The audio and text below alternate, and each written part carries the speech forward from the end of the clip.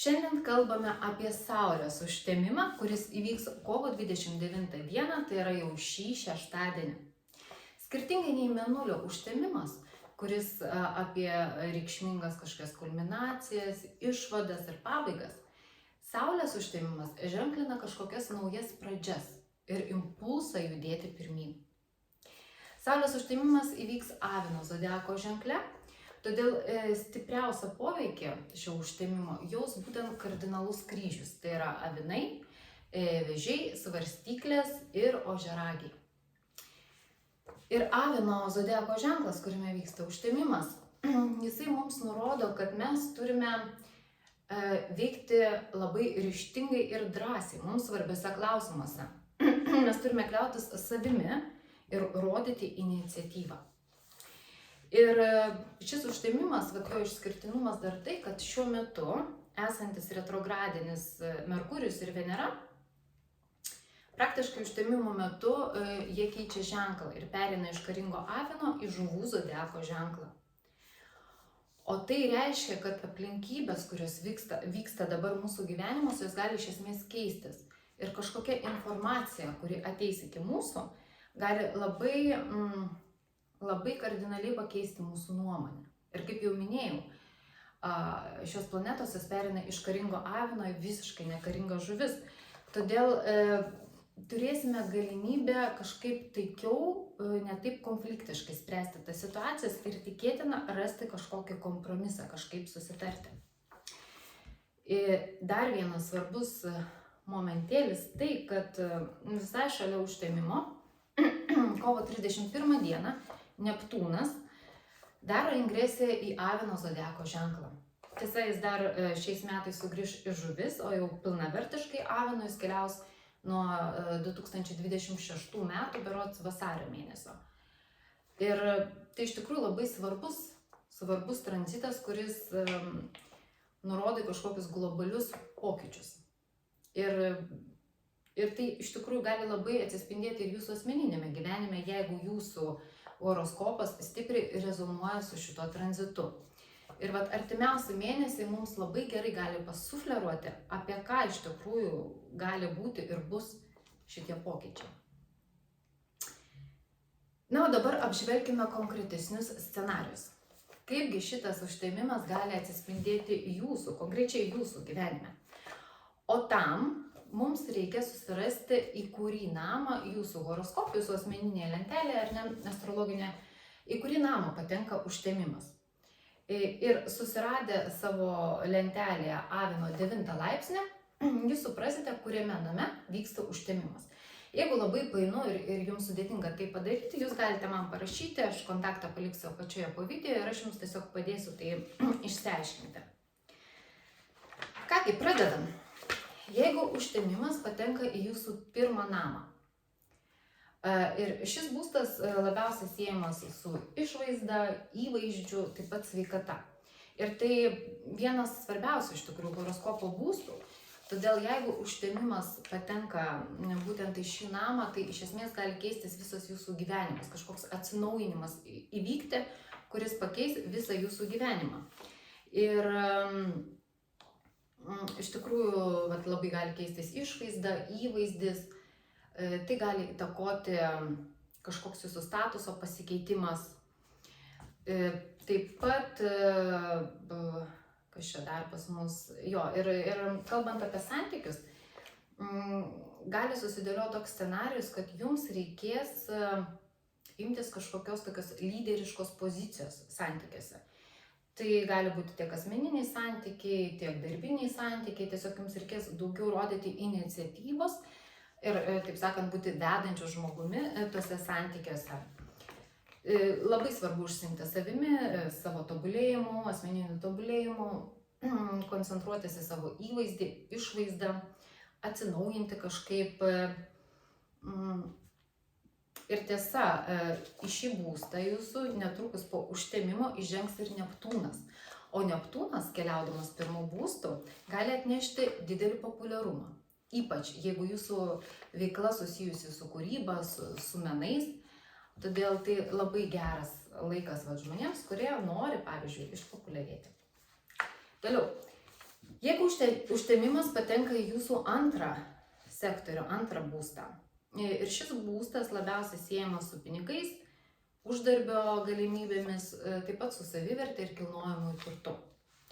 Todėl vienaip ar kitaip aktualizuosis finansiniai klausimai jūsų gyvenime ir gali iš esmės keistis uždarbio galimybės, gali atsirasti kažkokios naujos perspektyvos, bet vėlgi, kadangi užtemimas vyksta Avino zodiako ženkle, labai svarbu rodyti iniciatyvą, griebti jautį už ragų. Ir tai gali būti ir kažkokių didelių uždarbių arba investicijų indikatorius, irgi tranzitas šio būsto, verslo pradžios rodiklis. Bet kadangi Neptūnas taip pat žengs po užtemimo, iš karto žengs į jūsų antrą būstą, čia labai svarbu vengti bet kokių avantiūrų, maksimaliai racionaliai vertinti savo finansinės ir apskritai savo galimybės. Nes Neptūnas jis kartais duoda mums tokio iliuzorinio įsivaizdavimo, kad mes galime daugiau negu iš tikrųjų mes galime. Tai labai svarbu realistiškai vertinti galimybės.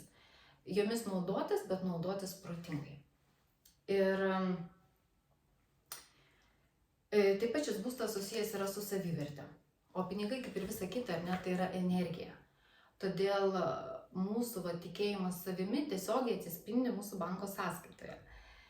Ir jeigu šiuo metu finansinė jūsų padėtis jūsų netenkina, tai labai tiesiog idealus laikas padirbėti ties tais klausimais, savivertės klausimais.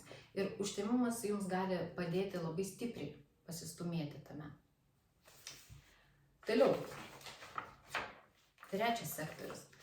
Ir šis būstas labiausiai siejamas su kontaktais, bendravimu, informacija, logistika, taip pat broliais, seserimis, pusseserimis, pusbroliais, tokiais tolimesniais gal giminaičiais. Ir užtemimas šiame sektoriuje jisai gali išprovokuoti santykių aiškinimąsi, būtent artimoje aplinkoje, kaimynai, kolegos, giminės, ir gali tekti apginti savo nuomonę. Ir iš tikrųjų reikėtų mokėti kažkaip apginti savo poziciją ir išlikti nuoširdžiais su pačiais savimi.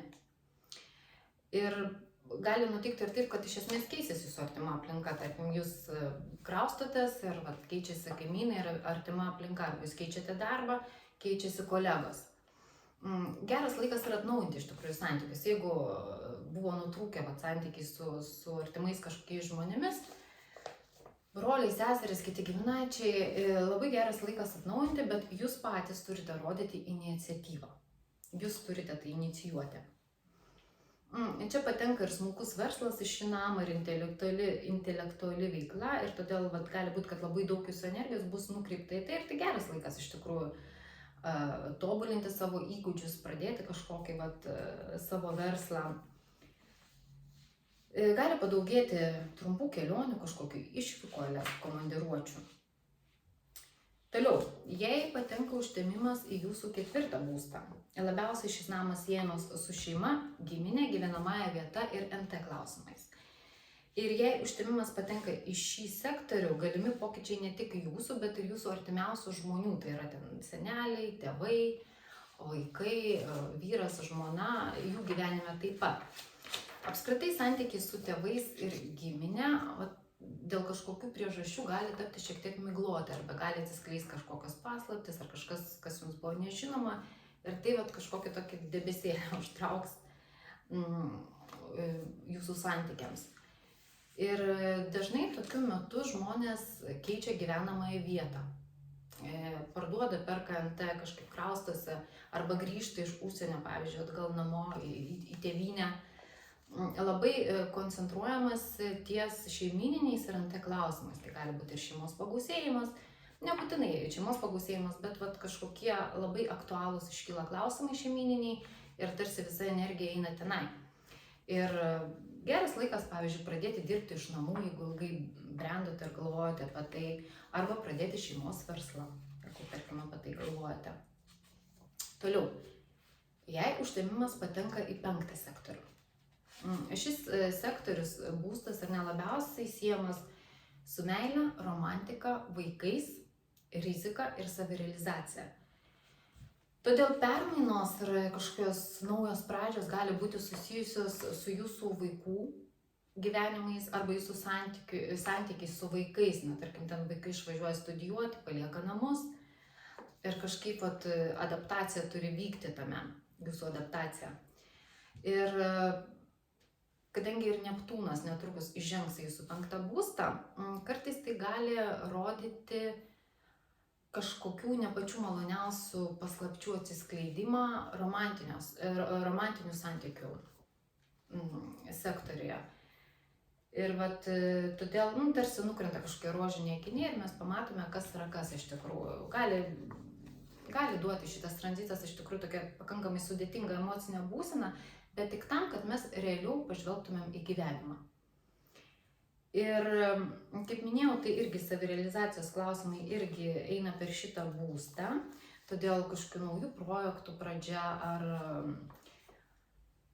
pradėti dirbti savarankiškai, turime neužsiimti individualią veiklą ar kažkokį smulkų verslą, kažkokią nedidelę savo komandą suburti, taip pat geras laikas. Su investicijom irgi gali ateiti kažkokie pasiūlymai, galimybės investuoti. Tačiau su rizikom irgi atsargiai. Neptūnas čia, jisai gali kažkokius tokius uždėti rožinius vėlgi akinius, gali patraukti kažkokias tokias avantūras, tai reikėtų atsargiai, realistiškai, jeigu planuojate investuoti ar ne iki galo žinote, ką jūs darote, pasitarkite su profesionalais, kurie tikrai išmano šitą reikalą. Taip, toliau, jeigu 6. sektorių. Ši sfera labiausiai susijusi su sveikata, darbu ir kasdieniais įpročiais.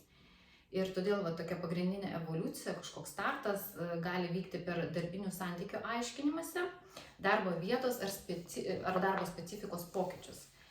Ir gali iš tikrųjų aktualizuotis ir sveikatos klausimai.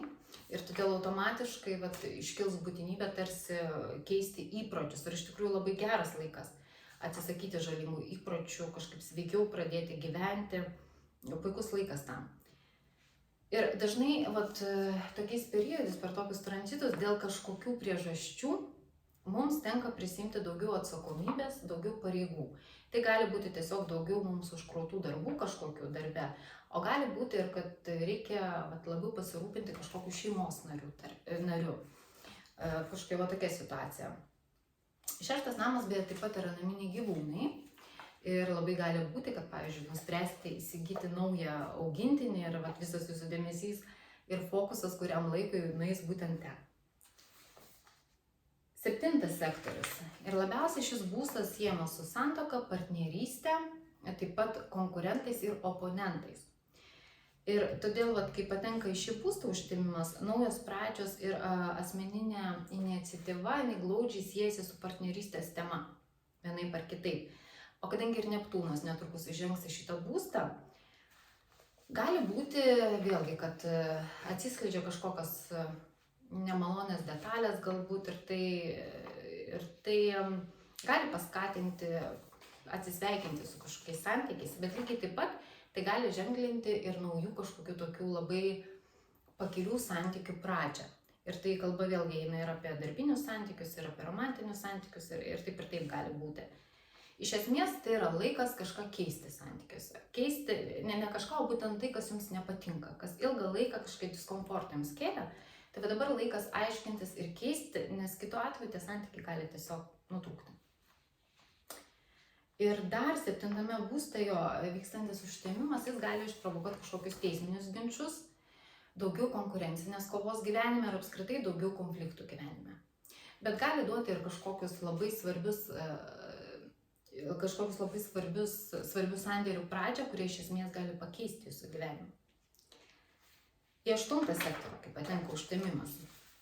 Šitas būstas labiausiai siejasi su rizikomis, kritinėmis situacijomis, stambiu verslu, teisminiais klausimais, paveldėjimo klausimais ir svetimais resursais, kitų resursais. Ir iš tikrųjų 8. būstas jis toks vienas sudėtingiausių iš tikrųjų būstų ir tikėtina, kad klausimai, kuriuos reikės spręsti arba inicijuoti kažkokiose situacijose, gali kelti nemažai įtampos. Ir kažkaip reikės perlipti per save, bet reikės tai padaryti. Ir Tikėtina, kad labiausiai tai bus susijęs su jūsų finansinė padėtimi, su sveikata taip pat gali būti susiję. Pavyzdžiui, kažkokie ten auditai, patikrinimai, gali būti ir kažkokios rimtesnės operacijos, bet kita vertus jūs turėsite progą tiesiog uždaryti tos klausimus ir pamiršti. Tokiais periodais dažnai vykdomos ir stambios investicijos, pradedami kažkokie verslai su partneriais arba gali būti toks sėkmingas verslo pardavimas. Teisminiai paveldėjimo klausimai irgi gali būti tvarkomi, kai tranzitai eina per šitą būstą. Gali tekti, taip gali jums labai drastiškai kažkas priminti apie senas skolas, jeigu tokių yra, ir gali tekti jas grąžinti, nors ir galbūt neplanavote taip iš karto. Ir klausimai susiję su visokiom paskolom, paramom irgi eina per 8 būstą, ir jeigu jūs rodysite iniciatyvą ir stengsitės, labai tikėtina, kad jeigu tai jums aktualu, jums pavyks susitvarkyti šitos klausimus savo į pliusą. Taip, ir 8 būstas, kaip minėjau, tai jis toks krizinis, dėl to, kad jis taip pat susijęs ir su mūsų baimėm visom, kažkokiam tokiam keistom būsenam. Todėl tiesiog idealus laikas pažvelgti savo baimėm į akis ir pasistengti padirbėti su tuo. Ir efektyviausiai darbas vyks, jeigu patenka tranzitas, užtemimas ar ne į šitą būstą, bendradarbiaujant su kitu žmogumi. Nes tai yra apie kitų resursus taip pat šitas būstas. O dar geriau, jeigu bendradarbiaujama su žmonių grupe. Ale psichoterapinės grupės ir panašiai. Tai labai būtų geras laikas padirbėti su savimi, su tom būsenom, kurios galbūt jūs slegia. Taip, toliau. Jeigu užtemimas patenka į 9 sektorių. Labiausiai šis būstas siejamas su užsieniu, išsilavinimu, tikėjimu ir religija. Todėl reikšmingiausios pradžios jūsų gyvenime bus glaudžiai susijusios su šiomis temomis. Atsižvelgiant į tai, kad užtemimas čia patenka ar ne šitą būstą. Ir labai realūs scenarijai iš tikrųjų su šita padėtimi, tai yra emigracija, labai dažnai būna. Kažkoks mokslų pradžia, svarbių mokslų pradžia, kvalifikacijos kėlimas arba persikvalifikavimas apskritai. Ir tikėtina, kad atsiras daugiau kontakto su užsieniu apskritai, norėsis labiau plėsti savo akiratį. Tai gali būti ir studijos užsienyje, gali būti ir darbas užsienyje, ar su užsieniečiais, arba jūsų draugų rate daugiau kitataučių atsiras, arba dažniau keliausite, kažkokie tokie scenarijai. Ir Neptūnui, irgi netrukus perėjus po užtemimo ar neperėjus į jūsų 9 būstą, galite pajusti labai stiprų poreikį dvasiniam tobulėjimui. Ir dažnai tokiais periodais žmonės pradeda kažko tikėti, ieškoti gyvenimo prasmės, keičiasi iš esmės gyvenimiška filosofija. Ir stipriai veikiant Neptūną iš tikrųjų svarbu tik vieną dalyką nepasinešti, tai yra į fanatizmą. Dvasinės tobulėjimas, viskas su tuo yra gerai, bet vengti bet kokio fanatizmo. Tai yra svarbu. Ir gali būti dar toks scenarijus su užtemimu 9 būste, kad tarkim iš savo verslo ar savo veiklos kažkaip pereinate į viešą sektorių. Arba nusprendžiate viešai kažkaip publikuoti savo darbus, išleisti knygą ar pradėti dėstyti. Tokie scenarijai irgi gali būti. Jeigu užtemimas patenka į jūsų 10 sektorių, labiausiai šitas sektorius siejamas su karjera, tokiais dideliais tikslais gyvenimiškais, valdžia ir statusu.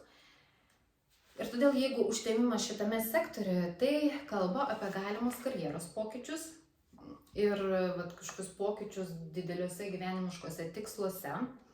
Ir gali iš esmės keistis iš tikrųjų su statusas. Kadangi tai yra Saulės užtemimas ir tai daugiau apie pradžią ir iniciatyvą, tai ko gero kalba apie pradžią, o ne pabaigą. Apie pradžią kažkokios karjeros arba lipimą karjeros laiptais, bet vėlgi užtemimas vyksta Avino zodiako ženkle, todėl jūs turite rodyti iniciatyvą ir atkakliai to siekti. Ir statusas taip pat keičiasi, kai mes ištekam arba vedam, tampame šeimos žmogumi, tai irgi vienas iš scenarijų. Ir toks blogesnis variantas, kadangi Neptūnas irgi eina į 10 būstą, o tai tame tarpe reputacija, kad kažkokios paslaptis, kažkokie dalykėliai atsiskleidę, kurie atsiskleidę gali sugadinti jūsų reputaciją. Tai čia toks liūdnesnis scenarijus būtų. Iš esmės jūsų visas dėmesys ir pastangos bus nukreipti į savo autoriteto stiprinimą, į kopimą karjeros laiptais ir valdžios įgavimą. Toliau. Jeigu užtemimas patenka į 11 būstą, labiausiai šitas būstas siejamas su draugais, bendraminčiais, socialiniu gyvenimu ir mūsų ilgalaikiais planais. Ir todėl labai tikėtina, kad nukris kažkokie vėlgi rožiniai akiniai ir jūs suprasite, kas yra jūsų draugas, o kas ne. Su kuo jums pakeliui, o su kuo nebe. Gali ateiti kažkokie nauji žmonės vėlgi į gyvenimą. Tai labai geras laikas yra įsilieti į naują kolektyvą, prisijungti prie kažkokių visuotinių judėjimų. Labai geras laikas. Ir iš tikrųjų šitas būstas, jisai siejamas yra ir su finansais. Bet čia finansai gali, kažkokie pinigai gali ateiti iš anksčiau darytų investicijų. Arba kažkokios didelės išmokos iš šiuo metu vykdomo verslo. Bet čia tokios daugiau išmokos. Ne tai, kad mes uždirbame, bet dirbame, o kažkokios išmokos dėl anksčiau padarytų sprendimų. Taip, toliau į 12 būstą. Labiausiai 12 būstas siejamas su izoliacija, vienatvė, sudėtinga vidinė būsena, tikėjimu ir viltimi. Ir toks tranzitas kalba apie kažkokio tipo izoliaciją. Tai gali būti emigracija, pavyzdžiui, gali būti kažkokia ilgesnė piligriminė kelionė. Gali atsitikti ir taip, kad kažkuriam laikui, pavyzdžiui, atsidurima ligoninėje ar kitoje izoliacinėje įstaigoje kažkokioje. Ir Neptūnas įžengęs į 12 sektorių, jis gali atnešti ir kažkokių netekčių, slogių būsenų. Pavyzdžiui, prarandamas darbas ir dabar žmogus turi kažkaip naujai adaptuotis prie to laisvo laiko, kažkaip išmokti pabūti truputį ilgiau vienas. Ir dingsta kažkoks aiškumas, kažkokia rutina įprasta, viskas tampa šiek tiek migloti ir gali gąsdinti tai iš tikrųjų. Ir tai yra metas, kai reikia tarsi susidraugauti su vienatve ir išmokti išbūti su savimi ramiai. Ir pasikrauti iš tikrųjų, išmokti pabūti vienatvę ir pasikrauti savo resursus. Tai laikas pasikrauti. Pailsėti, pasikrauti, meditacija, tarkim, malda čia labai, labai gerai veikia, padeda nurimti. Ir gali taip pat kaip ir su 9 būstu, gali labai toks sustiprėti noras dvasiškai tobulėti, nes Neptūnas irgi žengs į jūsų 12 būstą. Ir ieškoti kažkokios filosofijos, įsilieti į žmonių grupę, kuri apjungia kažkokią didesnę bendrą idėją. Ir iš tikrųjų, norint jaustis gerai ir pakylėtai, o nenueiti į depresiją prie tokių tranzitų, tai labai svarbu jaustis reikalingu. Žinoti, kad tu kažkaip prisidedi prie kitų gerovės, nesvarbu ar tai žmonės, ar tai gyvūnai. Ir todėl įsilieti kažkokią labdaringą veiklą, visuotinę veiklą, šio periodu iš tikrųjų būtų labai sveikintina. Štai toks saulės užtemimas mūsų laukia. Na, o aš prieš atsisveikindama kviečiu jūs užsiprenumeruoti mano YouTube kanalą ir naujienlaiškį. Nuorodą paliksiu apačioje po video. Iki.